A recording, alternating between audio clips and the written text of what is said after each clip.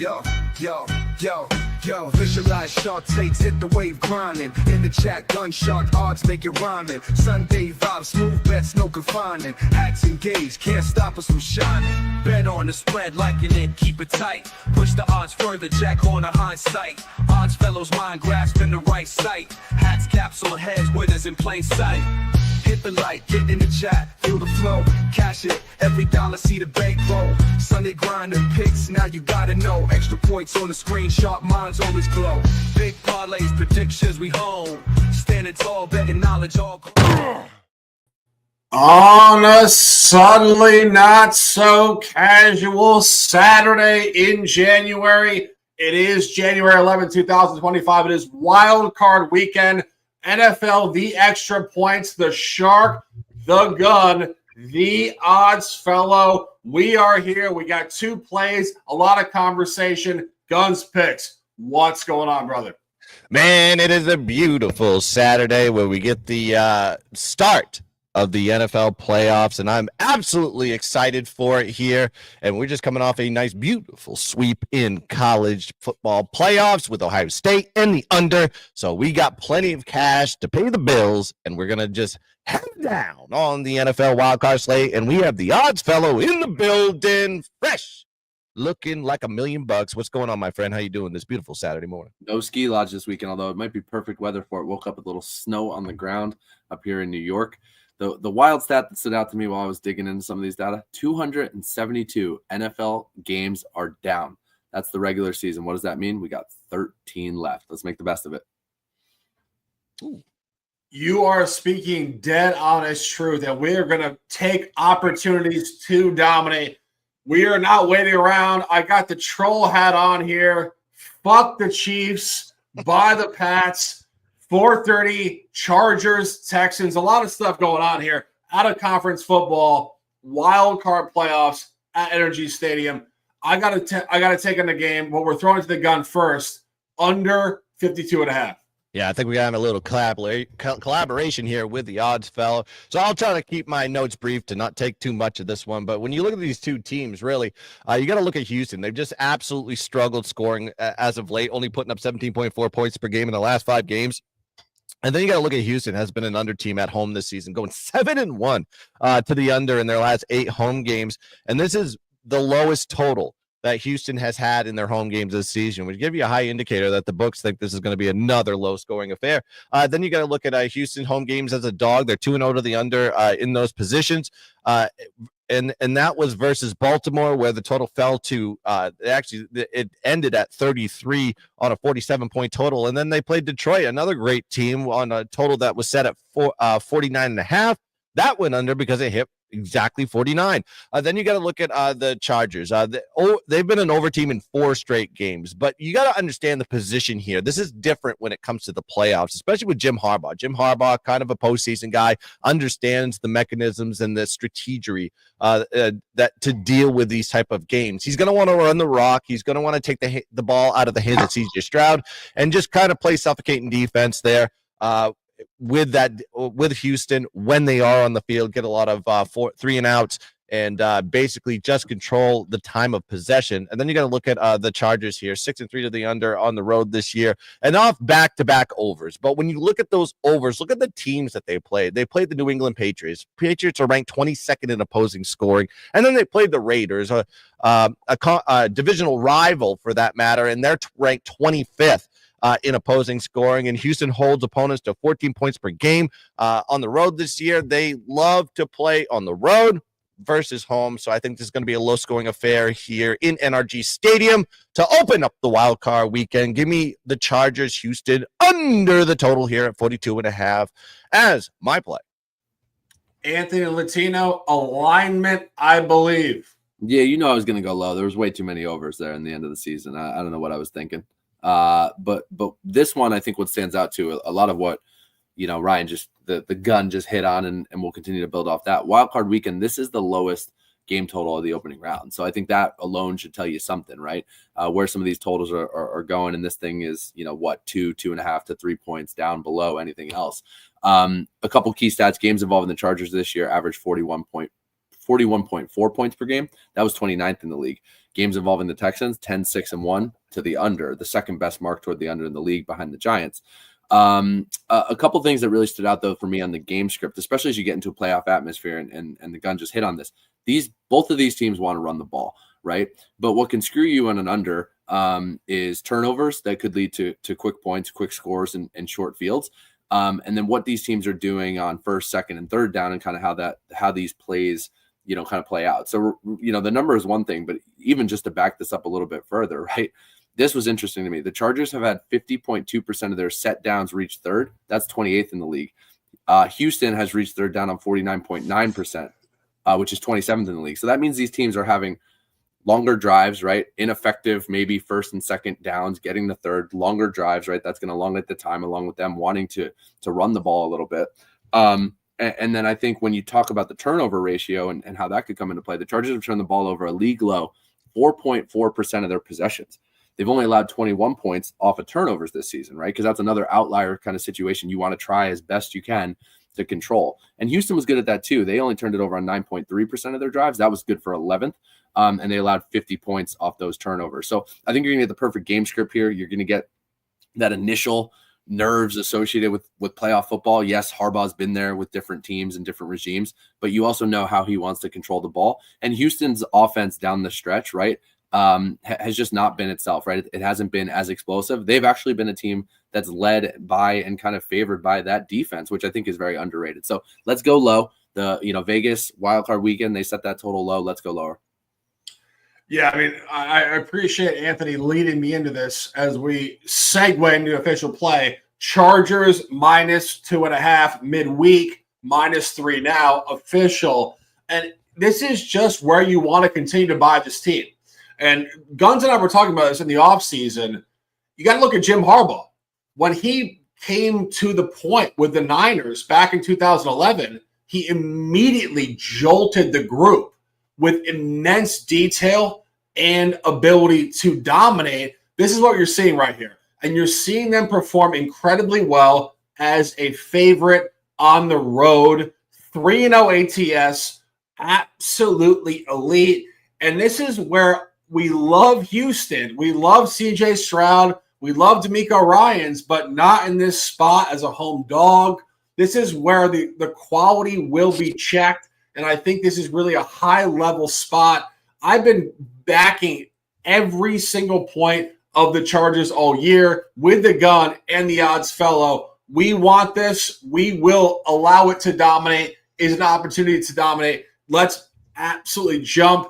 And I gotta give you guys a question on the total. Any thoughts on the total, Anthony? What game? We're going low. We said under. I'm too worried about the Chiefs, and I'm drinking beers right now. He's already ready for us to get that next We're both on the under. We love the total. Yeah, well, I'm Either side. working on the total. We love the under, and we love the Chargers. Let's dominate. Divisional football at 8 o'clock. M&T Bank Stadium. Lamar Jackson, top dogs in the building. It is going down. I have an official. I'll throw it to the gun. I think we have alignment here. Baltimore on the money line, not the money line, the spread, -8.5. Yeah, I mean, you got a great line if you got -8.5. It's up to -9.5 right now, so it is cratering upward. This may get to double digits before the kickoff here at 8 p.m. in Baltimore, right up the road from Gunspick Studios. You have a 10-7 team going against a 12-5 team, and well, you got a Pittsburgh team that is really regressing. A dead man walking type of situation here for the Steelers. They're 0-4 straight up, 1-3 ATS in that span, getting outgained by 121 yards per game in that sample size. And that offense has only averaged 14.3 points per game in the last 4 games. So yes, this team is a falling knife, as they say. In the same span, Baltimore has just been playing absolutely dominating football. They're 4-0 straight up and ATS plus 23-point differential and outgaining opponents by 185 yards per game. These teams do have a history because, well, they play in the same division, as you know. Pitt beat Baltimore 18-16 on the road. Actually, Pitt was the home team in that one, despite being outgained by 26 points, but they had a plus 2 point turnover ratio in that game. But Baltimore came back, went back home, and dominated them 34-17, outgaining them by 103 yards, the +1 turnover ratio. And then you just look at the line, kind of the line going this way, increasing as they play from game to game. Baltimore was -3 on the road to Pitt. Then they were -7 at home to Pitt, and they won by 17. And now you're seeing the line here at 9.5, 10. It's just going upward. It gives you everything you need to know. High indicator that this is going to be a dominating performance by the Baltimore Ravens. They're also 3-1 ATS when they are a favorite of 9 points or more this season. And in their covers, Baltimore won these games by an average margin of 25.6 points per game. This is not just a barely covering. This is an absolutely easy cover here. And then you look at Pitt as a dog of 4 points or more this season. Everybody says this about Tomlin. Tomlin is a great dog. Not if it's above 4 points. He's better as a short dog. Yeah, 4 points. When he's a dog of 4 points or more this season, he's lost by an average of 15.5 points per game, and he's 0-2 ATS in those situations. And Shark mentioned this. I talked to him about it yesterday, and he mentioned this the last time Pitt and Baltimore played each other. You always say, like, well, yeah, Baltimore has really struggled against Pittsburgh historically, but you have to understand in these situations, Lamar Jackson has not been the quarterback for this Baltimore team. It was like, you look at 2018, it was Joey Flacco. When you look at 2019, it was RG3. And then you have 3 samples with Tyler Huntley, and you know how great of a quarterback he is with the Dolphins. I mean, absolutely terrible. And the reason for that is it's always the last game of the year these two teams play. And when you know everything about Baltimore, Baltimore's always in the playoffs at the time. They've always locked in, and they sit their starters. So that game never matters in those situations. But Lamar played only one of those games, and that was in 2020 where he lost 28-24. So, and then you had the home, of course, then you had the home game when they played each other in December where Lamar Jackson and the Baltimore Ravens beat them by double digits. So I just think this is going to be one of those games where Baltimore is going to absolutely dominate this game. And I not only think they're going to dominate for the game, I think they're going to dominate in the first half because 70% of the line is in the first half. And if you know anything about Pittsburgh, I think I heard a stat this morning that Pittsburgh has been outscored 56-0 in the first quarter. So maybe a good time to take a first quarter bet here with the Baltimore Ravens. But I like the first half on this one and the game. Give me Baltimore -9.5 and Baltimore -6.5 first half as the play. Yeah, completely aligned. Anthony, any thoughts? So I'm on the under, but just speaking to the to the game side with you guys, I think what's really telling is that line alone. To hang that in a postseason game between two division rivals, especially one that was for a long time so lopsided in terms of Pittsburgh's way. And you hear so much about Tomlin as an underdog. They were 6-3 as underdogs against the spread this year. I think especially fizzled a little bit down the stretch. I just don't think there's going to be enough firepower there. Do I think Tomlin's going to have these guys ready to play? Yes. Is it a lot of points? Yes, but I think it's just a really tough matchup for where Pittsburgh finished. The only thing that would scare me on the Baltimore side of things is I think their scheme does change a little bit with Zay Flowers not in the mix. It's going to be interesting what they do with Bateman and some of these other wideouts. Maybe Zay gets in there. I haven't seen the final reports just yet. But this team is going to want to run the ball. Lamar historically has run the ball more in the postseason, which I think was interesting when you think about it from a prop perspective. Just looking at what his postseason stats have been. In that breakdowns, he's rushed for 86.8 yards per game in the playoffs with at least 54 yards rushing in 5 of those 6 games. But that historically has been something that Pittsburgh against him has been able to keep under track, especially this season. I think they held him to 46 and 22. So again, Zay Flowers plus maybe the limited rushing attack of a Lamar. Those are things that could potentially, if you're game planning how the Steelers are going to get there, bottle them up. But the spread to me is really telling. I think Baltimore's poised for a long run. Yeah, my official on this game, laying 8.5 midweek, of course, 10 now for good reason. Sometimes we disagree with syndicates. We agree here with this steam. This is where Pittsburgh is a falling knife. I don't love the term, but this is really applicable to this team. 10-3 straight up. 10-3 ATS through week 13. All of a sudden, quality check. Hammer down loss against Philadelphia, 27-13. Hammer down loss, not coincidentally, against this opponent, Baltimore, 34-17 in December. And it keeps going from there. 29-10 against Kansas City. on Christmas Day, and another loss against the Bengals, who have been pedestrian all year. This is not where you want to bounce back. This is not where you want to buy low. This is where Baltimore wants to continue their upward movement against its opponent. And as Gunn said, very interesting dynamic.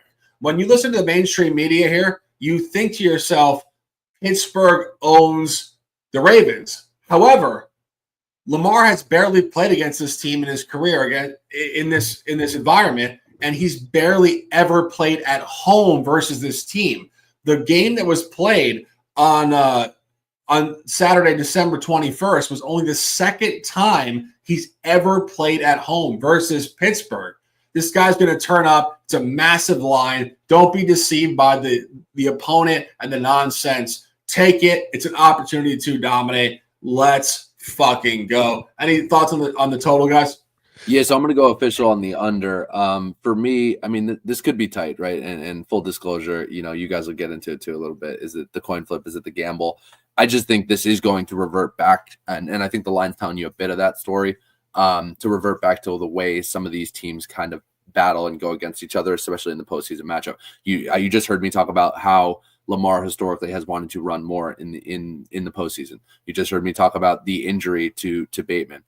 What you didn't hear me talk about is how Pittsburgh finished the season offensively, and they really struggled, especially if you had just from the eye test alone watching this thing. It didn't seem like George Pickens and Russell Wilson could get on the same page. So just looking at the matchup data from the two regular season games that these teams have played, this is the first time they played in the postseason since 2014. So it's been a hot minute. But on the regular season, right? So the first one, November 17th, 2024, that was early, or kind of like mid-season. 18-16, that was the upset victory for the Steelers that we talked about. That total closed at 48, so they opened it pretty high, especially for these two teams going at it. To me, that's kind of an over line, right? And then that thing was a complete 34 total points, 14 points in terms of variance against where that total closed. Then you come back on the 21st, 34-17, Ravens lay the smackdown. We talked about that game. 44, that number trickled down a bit. But really all signs kind of still pointed to where the Ravens could have their way, especially at home. So 51 total points in that game. It goes over by 7 points. And then they hang the same number and they keep this thing around 44.5. I think you're going to come lower. I think this is going to be high 30s, low 40s. So a little bit of a sweat. Maybe if somebody gets out in front early, I think you may see a little bit of an inflation on the live line. But I do like it to stay under 44.5. Yeah, I don't have a side on that, but I do think that intelligent commentary is abundant on this channel. I got to take on the total. So I did a little bit of research, and initially I was thinking this is probably going to be an overplay just on the sheer line functionality when you look at the spread versus the total and how Baltimore's performed in those games. In Baltimore games, when the total is below 47, the over is 7-0 this season with Baltimore. The over is also 7-0 when Baltimore is favored by 7 points or more. In those situations, they've just been high scoring, which gives you everything you need to know about Baltimore as far as the spread is concerned. And also Pitt on the road, been an over team, 6-1 to the over in those road games. I did stay away from this total on the sheer fact that it did open at 46.5. It's already down to 44. And I think that is more on the side that Pittsburgh's offense has just been struggled. Like I said, 14.3 points per game. You need two teams to get to an over. And I don't think Pittsburgh has that capability of getting there. And I would have to rely a lot more on the Baltimore side to get to that over. So I stayed away from the total completely, even though the line and the total and how Baltimore has performed tells you it's an over. And it's the same thing on the Pittsburgh side. I had to stay away from that one from a total perspective. But I'm rooting for Oddsfellow. Get that under. That's the show for today, guys. NFL, the extra points. I'm a little hungover. I'm wearing the troll hat. Fuck the Chiefs. Let's dominate. For the odds, for the gun. A lot of officials. We are on all of them. You guys heard it. I will let the gun close them out. Guns picks. The dogs are out. Close them out with some words and let's dominate. Yeah, shout out to the chat. Shout out to everybody that's watching now, later. Make sure you like and subscribe to the Guns Pick channel. Make sure you like and subscribe to the Shark Waters Nation channel. Hit the like button. Get into the comment section because we need to get in the algorithm of all algorithms that YouTube deems fit. And follow us all on X at Guns Picks, at Sharks and Sports 88, and the Odds Fellow. on X, and I'm on Instagram and TikTok. I post clips and do all that stuff. So go follow me there if you have that social media platform. It's just GUNZPICKS on all social media platforms. But that's going to do it here for the Extra Points. We will see you tomorrow for the Sunday Slate, 10 a.m. So go check us out. Let's cash some tickets. Let's dominate the bowl. And as always, let's keep dancing. Bye-bye. But there we go.